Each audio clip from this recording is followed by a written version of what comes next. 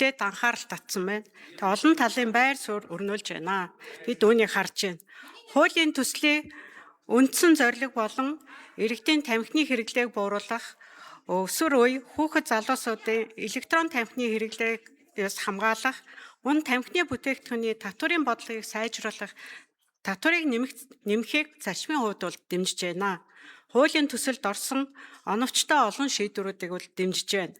Харин ажлын хэсгийн гишүүний хувьд нийгмийн эрүүл мэндийн бодлогын хувьд тамхи, никотин агуулсан бүтээгдэхүүний эрүүл мэндэд үзүүлэх хор нөлөө харилцан адилгүй байж болох тул татварын бодлого нь эслийн түвшинтэй уялдуулж ялгамжтай байх нь зүйтэй гэсэн энэ байр суурийг илэрхийлсэн юм а. Эрсдэл өндөр бүтээгдэхүүнд өндөр татвар, эрсдэл харьцангуй бага бүтээгдэхүүнд цохистой татвар ногдуулах нь хэрэглэгчдийн хор хөнөөл багтай сонголт руу шилжих энэ боломжийг хадгалдаг юм а. Иймд онцгой албан татварыг ялгамжтай болж ажлын хэсэгт зарчмын зөрүүтэй санал оруулсан. Тэгэхдээ цаашид бас анхаарах хэдэн зүйлүүд байна. Өнөөдөр хүүхдүүд электрон тамхиг дэлгүүрээс биш сошиал орчин болон онлайн худалдаанаар авч байна. Энэ удаагийн хуулийн төсөлд захим худалдаа болон хүргэлтийн хяналт, захим сурталчилгааны зохицуулт бол хангалттай тусгагдаагүй байна. Иймд энэхүү хууль гарсантай холбогдуулан авах арга хэмжээний тухай тогтоолт энэхүү асуудлыг тусах нь зүйтэй гэж үзэж байна.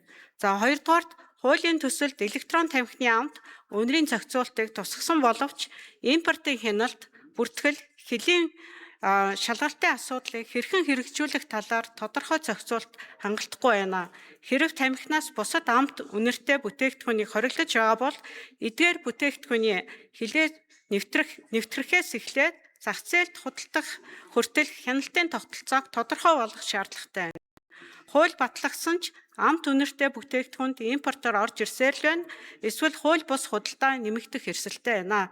Тиймээс импортчдын бүртгэл, бүтээгдэхүүний найрлаг, шашлагын хяналт, гаалын байгууллагын шалгалт, лабораторийн баталгаажуулалт зэрэг хэрэгжилтийн механизмыг зохицоор нь авч үзэх шаардлагатай байна. Гуравдугаарт өнөөгийн үйлчилж байгаа хуулийн 6-гийн 7-гийн 14 дахь заалтын дагуу ерөнхий боловсролын сургууль болон дотор байрнаас 500 метрийн дотор тамхи худалдаалгахыг хориглох нь бодит амьдрал дээр хэрэгжихгүй байна.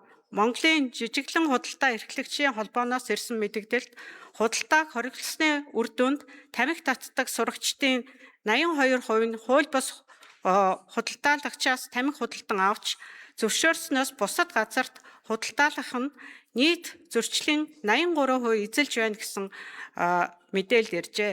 Хууль бус худалдаа далд хэлбэрт шилжиж хяналтгүй өргөжин тэлж байна гэсэн цагдаагийн байгууллагын мэдээллийг бас дурджээ. Энэ заалт өсвөр насны тамхины хэрэглээг хязгаарлах бус харин ч эсрэгээр далд эдийн засаг руу хөшүүрэг болж гин гэж үзжээ. Иймд энэ асуудлыг бас онцгой анхаарах цаг болжээ. Эцэст нь хэлэхэд ажлын хэсэг болон байнгын хорооны хилцүүлгийн үеэр мэргэжлийн байгууллагын дүгнэлт тооцоо зарим асуудлаар өөр байсан. Иймээс бие биенийхээ байр суурийг хүндэтгэж, шинжлэх ухааны нотолгоо нийгмийн эрүүл мэндийн ашиг сонирхол тулгуурласан хамгийн оновчтой шийдвэрийг гаргана гэж хүсэж байна. За баярлалаа.